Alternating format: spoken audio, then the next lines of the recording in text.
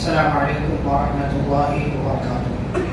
بسم اللہ الرحمن الرحیم، الحمد للہ رب العالمین وبہ نستعین والصلاة والسلام علی رسولہ الامین نبینا محمد وعلی آلہ واصحابہ اجمعین ومن تبعهم بإحسان الی یوم الدین، اما بعد۔ آج کی اس مجلس میں ہم تذکرہ کریں گے امام ترمذی رحمہ اللہ کا۔ امام ترمذی جیسا کہ آپ نام سنتے ہیں، بار بار حدیث کے تعلق سے ان کا حوالہ دیا جاتا ہے، ان کا نام لیا جاتا ہے۔ تو امام ترمذی رحمہ اللہ کون تھے اور انہوں نے کیا کام کیا، اس حوالے سے چند بات ہے۔ سب سے پہلے ان کا نام، ان کا خاندان کیا ہے؟ ابو عیسیٰ ان کی کنیت ہے اور ان کا نام محمد ہے۔ ابو عیسیٰ محمد بن عیسیٰ بن ثورہ بن موسیٰ بوغی ترمذی، ان کی تین نسبتیں ہیں، ایک سلمی، دوسرا بوغی، تیسرا ترمذی۔ سلمی بنو سلیم کی بنو سلیم قبیلے سے تعلق رکھتے تھے، اسی کی ایک شاخ تھی، اسی سے تعلق رکھتے تھے، اس لیے سلمی کہا جاتا ہے۔ اور جس علاقے میں پیدا ہوئے اسے بوغ اس کا نام تھا، اس کی طرف نسبت کرتے ہوئے بوغی کہا جاتا ہے۔ اور جس شہر میں پیدا ہوئے اس شہر کا نام ترمذ تھا، اس شہر کا نام ترمذ تھا، جو آج کے زمانے کے حساب سے، میپ کے حساب سے آپ اگر دیکھیں تو ازبکستان نام کا جو ملک ہے، علاقہ ہے، اسی کا ایک شہر ہے ترمذ۔ اسی شہر میں امام ترمذی رحمہ اللہ پیدا ہوئے اور اسی نسبت سے ان کو ترمذی کہا جاتا ہے۔ ولادت پیدا کب ہوئی ہے حضرت امام ترمذی رحمہ اللہ؟ کئی ایک اقوال ہے، لیکن 209 ہجری کی زیادہ معتبر ہے۔ 209 ہجری میں پیدا ہوئے، جیسا کہ میں نے کہا ترمذ کے ایک گاؤں بوغ میں۔ اور جب بڑے ہوئے، 11 سال کی لگ بھگ عمر ہوئی، تو علم حاصل کرنا شروع کیا اور اپنے علاقے کے جو علماء تھے ان سے علم حاصل کیا۔ اور جب عمر بڑی ہوئی، 25-26 سال کی عمر پہنچی 235 ہجری میں، تو مختلف علاقوں کا سفر کیا تاکہ اس زمانے کے جو بڑے بڑے ائمہ، محدثین اور علماء تھے ان سے ملاقات کی جائے اور علم حاصل کیا جائے۔ اسی مقصد کے تحت مکہ، مدینہ، عراق، جزیرہ اور بصرہ، خراسان کے مختلف علاقوں کا دورہ کیا۔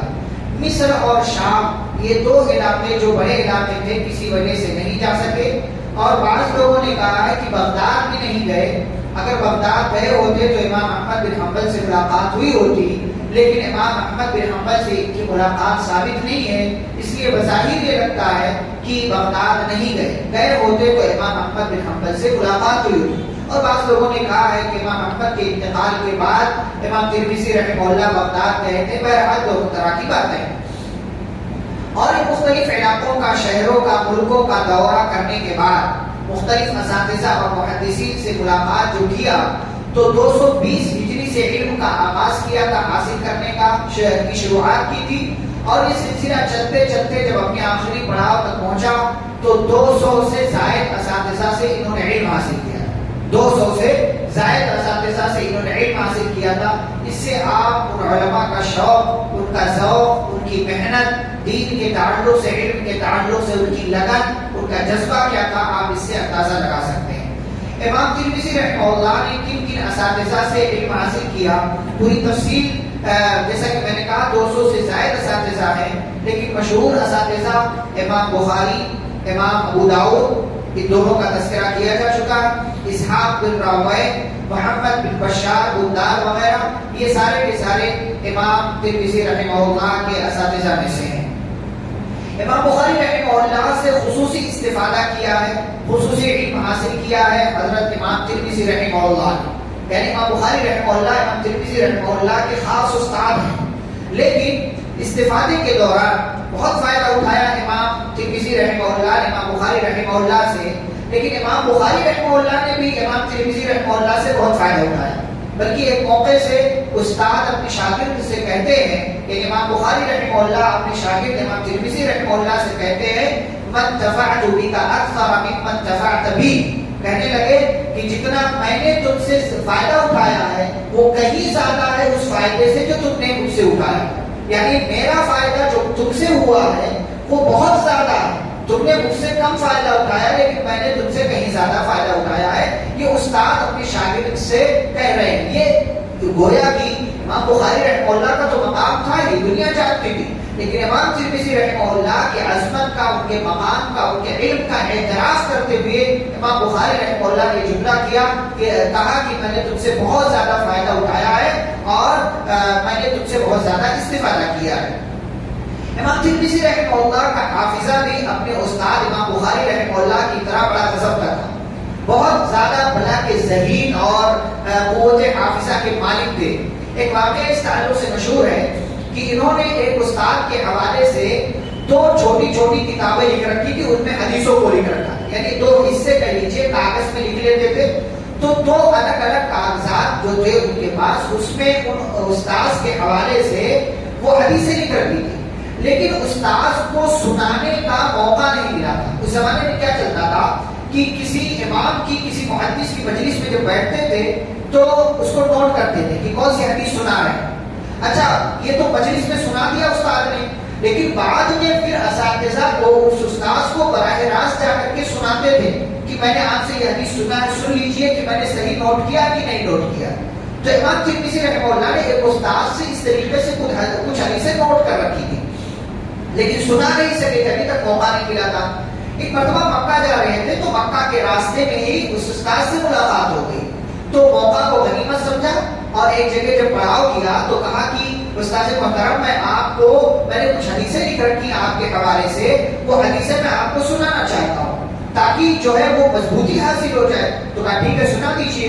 اب امام ترمذی رحمہ اللہ نے اپنے سامان میں سب چیک کیا تو دیکھا کہ وہ کاغذ تو ہے ہی نہیں جس پہ لکھا ہوا تھا. اب وہ کسی نے چوری کر لیا, کہاں غائب ہو گیا, کہاں رکھ دیا اللہ والا, لیکن دیکھا کہ ان کے سامان میں وہ کاغذ ہے ہی نہیں. تو ان کی دماغ میں کچھ سمجھ میں نہیں آ رہا تھا کہ کیا کیا جائے. بہرحال انہوں نے 2 کاغذ یا کچھ کاغذات اٹھا لیے جو سادہ تھے, یعنی سادہ پیپر, پلین پیپر اٹھا لیا اور لا کر کے استاد کے سامنے بیٹھ گئے. اب استاد نے حدیث سنانا شروع کر دیا. استاد نے حدیث سنانا شروع کر دیا.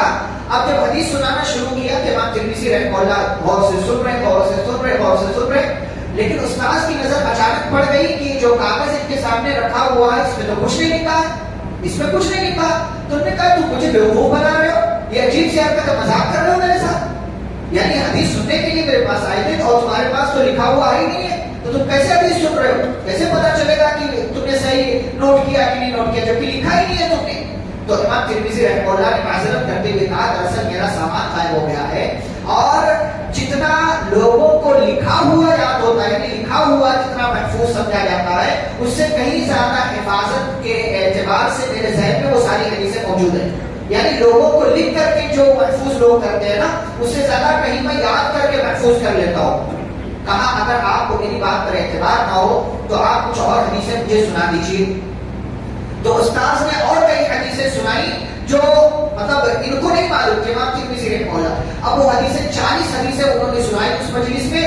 اب جب 40 حدیثیں سنا کر کے فارغ ہوئے تو امام ترمذی رحمہ اللہ سے کہا سناؤ. امام ترمذی رحمہ اللہ نے فٹافٹ وہ 40 حدیثیں سنا دی. جیسا سنایا تھا استاد نے ویسے ہی ویسے ہی ویسے امام ترمذی رحمہ اللہ نے سنا دیا.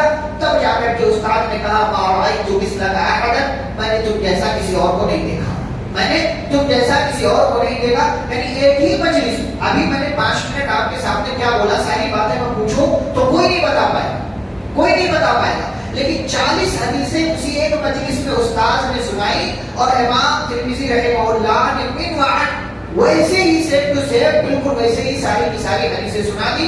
تب استاد نے ان کی ذہانت کا, ان کے دماغ کا اور ان کے حافظے کا اس پر اعتماد کیا, اعتراف بھی کیا اور کہا میں نے تم جیسا کسی اور کو نہیں دیکھا ہے. حضرت امام ترمذی رحمہ اللہ کا مقام عبادت اور زہد و تقویٰ میں بہت زیادہ عبادت کرتے تھے, بہت زیادہ اللہ سے جڑے ہوئے تھے. اور یہاں تک کہ علماء نے لکھا ہے کہ اتنا زیادہ روتے تھے عبادت کرتے ہوئے کہ جب بڑی عمر کے ہوئے تو رونے کی وجہ سے ان کی آنکھوں کی بینائی چلی گئی. اتنا زیادہ روتے تھے اللہ کو یاد کر کے, عبادت کرتے ہوئے, دعائیں کرتے ہوئے کہ رونے کی وجہ سے ان کی آنکھیں خشک ہو گئی اور پھر اسی چکر میں ان کی بینائی بھی چلی گئی. بڑی عمر کے بعد لوگوں نے کہا بچپن سے نابینا تھے, لیکن یہ بات درست نہیں ہے. بڑے ہوئے تو اسی رونے کی وجہ سے امام ترمذی رحمہ اللہ بینائی سے محروم ہو گئے. امام ترمذی رحمہ اللہ کی مشہور کتاب آپ جانتے ہیں سنن ترمذی یا جامع ترمذی. اس کو دونوں کہا جاتا ہے, جامع ترمذی اور سنن ترمذی دونوں کا. جامع کس کو کہتے ہیں, سنن کس کو کہتے ہیں؟ جامع ایسی کتاب کو کہتے ہیں کہ جو حدیث کے جس کتاب میں حدیث کے تمام موضوعات کا لحاظ کیا جاتا ہے, حدیث کے تمام موضوعات کا لحاظ کرتے ہوئے وہ کتاب لکھی جاتی ہے, اس کو جامع کہتے ہیں. اسی لیے صحیح بخاری بھی جامع ہے, المسند الجامع صحیح بخاری ہے, صحیح بخاری بھی ہے, لیکن صحیح بخاری ہم شارٹ میں کہتے ہیں, اس کا ورنہ اس کا نام بہت بڑا ہے. ایسے امام ترمذی رحمہ اللہ نے جو حدیث کی کتاب لکھی اس کو بھی جامع کہتے ہیں, کیونکہ اس میں حدیث کے تمام موضوعات کا لحاظ کرتے ہوئے انہوں نے یہ کتاب لکھی ہے. ساتھ ہی ساتھ ان کی اس کتاب کو جو حدیث کی کتاب لکھی ہے اس کو سنن ترمذی بھی کہتے ہیں. اب سنن کس کتاب کو کہا جاتا ہے؟ یعنی ایسی حدیث کی کتاب جس میں فقہی ابواب کے لحاظ سے, یعنی پہلے کتاب الطہارہ, پھر جو ہے کتاب الوضو, یا اس کے بعد مطلب اسی سے ریلیٹڈ ساری چیزیں ہوتی ہیں, طہارت کا بعد پھر وضو کا, پھر غسل کا, پھر اس کے ساتھ اور مسائل, پھر نماز کے اوقات کا, پھر نماز کا, پھر ایسے ایسے جو ایک ترتیب ہوتی ہے فقہ کے اعتبار سے. تو فقہی ابواب کے اعتبار سے جو کتابیں لکھی جاتی ہیں ان کو سنن کہا جاتا ہے. امام ترمذی رحمہ اللہ کی یہ کتاب حدیث کے تمام موضوعات کے لحاظ سے بھی لکھی گئی ہے اور فقہی ابواب کی ترتیب پر بھی لکھی گئی ہے, اس لیے اس کو جامع ترمذی بھی کہتے ہیں اور اس کو سنن ترمذی بھی کہا جاتا ہے. امام ترمذی رحمہ اللہ کا مقام و مرتبہ کیا ہے؟ علماء کی نظر میں چند ایک اقوال آپ دیکھیں. امام بخاری رحمہ اللہ کا قول میں نے آپ کو سنایا کہ اپنے شاگرد کے تعلق سے انہوں نے کہا من دفعت بک اکثر ممن دفعت بی, کہ جتنا فائدہ میں نے تم سے اٹھایا ہے اتنا فائدہ تم مجھ سے نہیں اٹھا سکتے, یعنی تو میرا فائدہ تم سے تمہارے میرے فائدے سے زیادہ ہے. یہ انہوں نے اعتراف کیا. ایسے ہی امام سمعانی رحمہ اللہ فرماتے ہیں کہ امام ترمذی رحمہ اللہ بلا کسی کے اختلاف کے اپنے زمانے کے ایک امام تھے اور اماموں میں سے ایک تھے, امام ترمذی رحمہ اللہ. امام ابن خلکان رحمہ اللہ فرماتے ہیں کہ امام ترمذی رحمہ اللہ ان حدیث کے اماموں میں سے ہیں, حدیث کے ان ائمہ میں سے ہیں جن کی اقتدا کی جاتی ہے, جن کی حدیثوں کو لیا جاتا ہے, جن کے سامنے بیٹھا جاتا ہے, جن کی باتوں کو سنا جاتا ہے. ان اماموں میں سے ایک امام ترمذی رحمہ اللہ بھی ہیں. ایسے ہی امام حاکم رحمہ اللہ عمر بن مالک کے واسطے سے فرماتے ہیں کہ امام بخاری کے بعد امام ترمذی جیسا کوئی نہیں, امام بخاری رحمہ اللہ کے بعد امام ترمذی جیسا کوئی نہیں, یعنی اپنے بعد امام بخاری رحمہ اللہ نے امام ترمذی جیسا کسی اور کو نہیں چھوڑا. یہ اعتراف ہے امام حاکم رحمہ اللہ کا عمر بن مالک رحمہ اللہ کے واسطے سے, یا عمر بن مالک کے واسطے سے. ایسے ہی امام ابن عمان حنبلی فرماتے ہیں کہ ہم عصروں میں, یعنی امام ترمذی رحمہ اللہ جس زمانے میں تھے, جس دور میں تھے, اس دور میں امام ترمذی رحمہ اللہ کا تمام لوگوں میں ایک واضح مقام تھا, اور کسی بھی بات کو, حدیث کو حفظ کرنے کے معاملے میں, اسے دماغ میں سیو رکھنے کے معاملے میں, اور اس کو دوسروں کو سنانے کے معاملے میں ان کی کوئی مثال نہیں تھی. اور وہ اپنے زمانے میں سے ایک ان لوگوں میں سے تھے کہ جن کا حافظہ بہت مضبوط تھا, اور وہ اللہ کی نشانیوں میں سے ایک نشانی تھے, اللہ کی نشانیوں میں سے ایک نشانی تھے. حافظ ابن حجر رحمہ اللہ فرماتے ہیں کہ وہ حفظ کے لحاظ سے, ثقافت کے لحاظ سے, سچے اور اچھے ہونے کے لحاظ سے دنیا کے اماموں میں سے ایک امام تھے. حافظ ابن حجر رحمہ اللہ نے یہ بات کہی. اور امام ترمذی رحمہ اللہ ان سب خوبیوں کے ساتھ ساتھ ایک استاد بھی تھے, لوگوں کو علم دیا, حدیث بتایا, لوگوں کو سنایا. جو اپنے اساتذہ سے سنا تھا وہ اپنے سننے والوں کو مجلس میں بیٹھ کر کے لوگوں کو سنایا, لوگوں کو بتایا. اور ایسے ہی ان کے کئی شاگرد ہیں. چند ایک مشہور شاگرد مقبول محمد بن مکی یا محمد بن منذر بن سعید حربی وغیرہ, یہ چند مشہور تلامذہ اور شاگرد امام ترمذی رحمہ اللہ کے ہیں.